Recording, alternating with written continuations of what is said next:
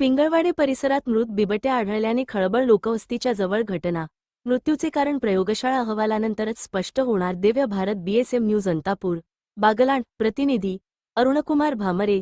बागलाण तालुक्यातील पिंगळवाडे तालुका बागलाण परिसरात लोकवस्तीच्या अगदी जवळ मृत बिबट्या आढळल्याने एकच खळबळ उडाली आहे. ही घटना अंतापूर दिनांक 19 अंतर्गत येत असून पिंगळवाडे येथील शेतकरी रवींद्र जिभाऊ भामरे यांच्या मालकीच्या गट क्रमांक 385 या शेती क्षेत्रालगत असलेल्या विहिरीजवळ मृत अवस्थेत मादी बिबट आढळून आली.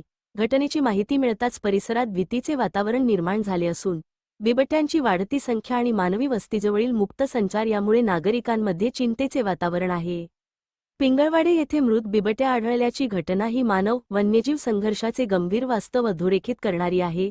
वाढती लोकवस्ती, जंगल क्षेत्रातील बदल आणि अन्नाच्या शोधात होणारी बिबट्यांची भटकंती यामुळे अशा घटना घडत आहेत. वनविभागाने तत्परता दाखवत सर्व कायदेशीर प्रक्रिया पूर्ण केल्या असून प्रयोगशाळा अहवालानंतरच मृत्यूचे खरे कारण स्पष्ट होणार आहे. तोपर्यंत नागरिकांनी संयम बाळगून प्रशासनाला सहकार्य करावे असे आवाहन करण्यात आले आहे. फोटोमध्ये दिसत आहे पिंगळवाडे येथे मृत अवस्थेत आढळलेला बिबट्या. दुसऱ्या छायाचित्रात जाखोड येथील मध्यवर्ती रोपवाटिकेत मृत बिबट्यावर अंत्यसंस्कार करताना वन अधिकारी, पशुवैद्यकीय अधिकारी व कर्मचारी. छायाचित्र अरुणकुमार भामरे. Divya Bharat BSM news Antapur. सटाणा. प्रतिनिधी अरुणकुमार भामरे. मुख्य संपादक डॉक्टर भागवत महाले. शेतकऱ्याच्या सतर्कतेमुळे वनविभागाला त्वरित माहिती. संबंधित शेतकरी रवींद्र भामरे यांना सकाळच्या सुमारास विहिरीजवळ बिबट्या मृत अवस्थेत पडलेला आढळून आला.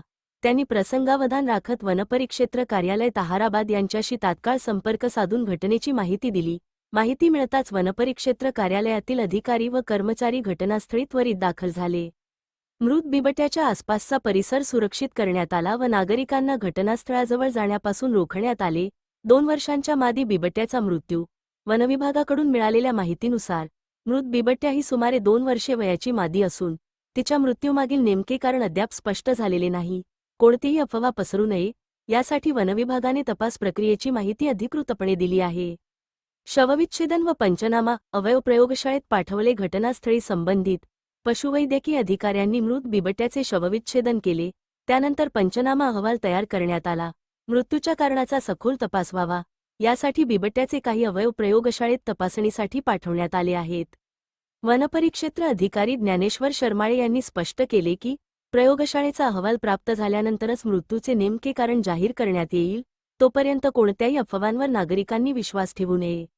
जाखोड येथील रोपवाटिकेत अंत्यसंस्कार. मालेगाव. उपविभागीय वन अधिकारी शेखर तनपुरे यांच्या मार्गदर्शनाखाली वनविभागाच्या कर्मचाऱ्यांनी मृत बिबट्याचे जाखोड येथील मध्यवर्ती रोपवाटिकेत विधिपूर्वक अंत्यसंस्कार केले. यावेळी वन अधिकारी, पशुवैद्यकीय अधिकारी तसेच संबंधित कर्मचारी उपस्थित होते.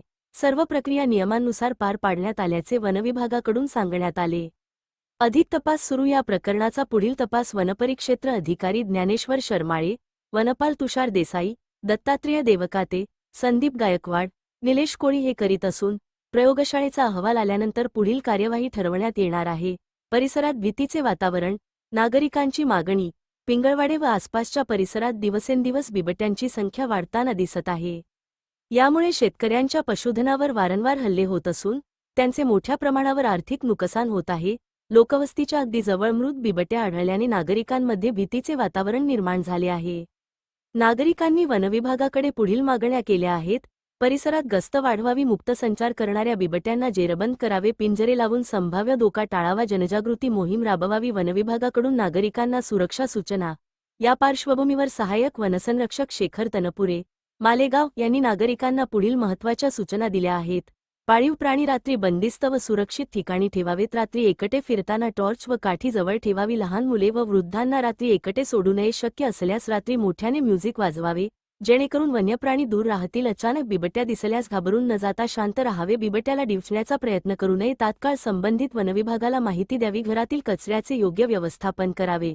अन्यथा भटक्या कुत्र्यांची संख्या वाढते व त्यामुळे बिबट्या आकर्षित होतात.